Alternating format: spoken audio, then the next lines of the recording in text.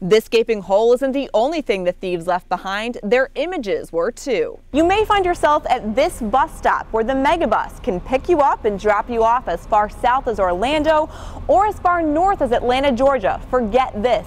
$1. Take a look at this glowing white figure. It's my thermal image, which firefighters could use to save me if they couldn't see through the smoke. Now take a look behind me. You can see crews are still piecing together the evidence. That case is in federal court, but there are several others that haven't yet faced justice.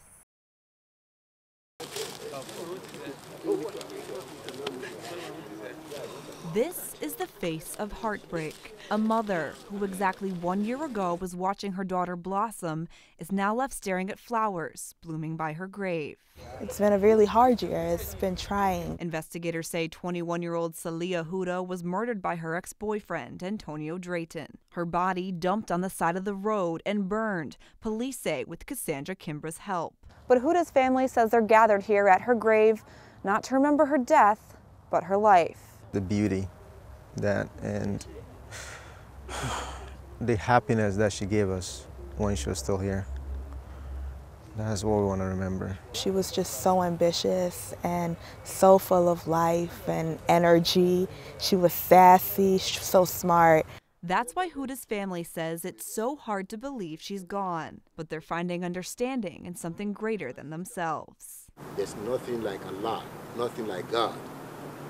It's He that creates, it's He that gives, it's He that takes. And they say it's Saleha who guides, her spirit comforting them as they wait for justice. Right now, I really hope he's having a miserable time because all of us are in pain. Until the date of a potential trial is set, this family is held together by both grief and hope. We only remember the love that we share for her and the memories, and we're holding on to that.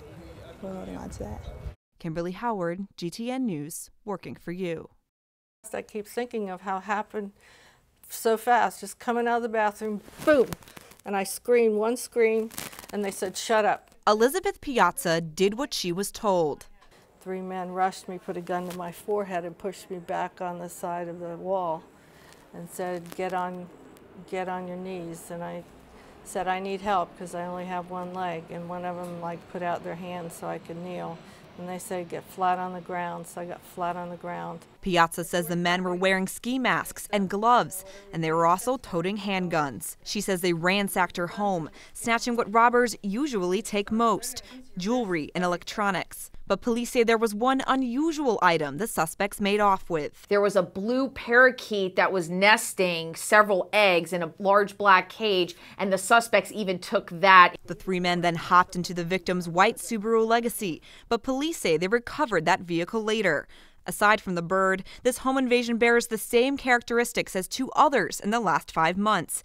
There was also a 4th incident on their radar. The home invasion at this house happened 1 day after a burglary right next door. Police say while there could be a connection there too, the crime was carried out much differently. But they say no matter the suspect's MO, they're taking these incidents seriously. And they won't stop their investigation until those responsible are behind bars. Kimberly Howard, GTN News, working for you. Hi, how are you? Lunchtime is go time at Firehouse Subs in Gainesville. Now we're gonna go steam it. And with every order these workers heat up, they hope to give back. Well, we sell pickle buckets for $2 a piece when customers come in. That money goes to local firefighters, and it's needed. Budget cuts have prevented Gainesville Fire Rescue from getting all the equipment it needs. Case in point, this thermal imaging camera, worth over $11,000. Firefighters say it's a necessity, yet they didn't have one aboard every department fire truck until now. We're very grateful. We can't thank them enough for being able to go through this process. Firehouse Subs was able to raise enough money and then some to get the department a new one of these gizmos, which firefighters say saves lives. Take a look at this glowing white figure. It's my thermal image, which firefighters could use to save me if they couldn't see through the smoke. And even if you can't see your hand in front of your face, your body's still putting off heat.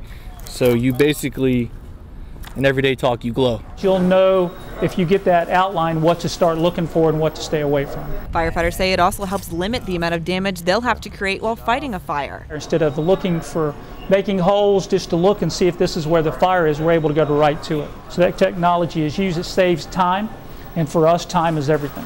Kimberly Howard, GTN News, working for you.